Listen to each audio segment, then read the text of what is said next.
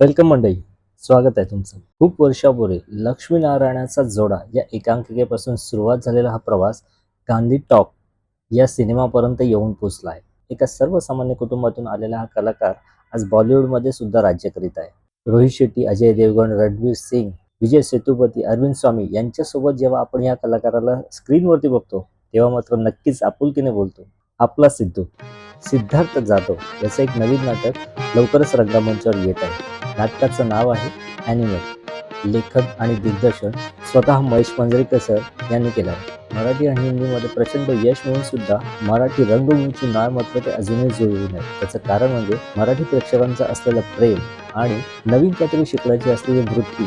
यामुळे या कलाकारांची नाळ अजूनही मराठी रंगभूमीवर जुळून आहे. ताराराम प्रोडक्शन आणि अश्वनी थिएटर्स सादर करत आहे ॲनिमल.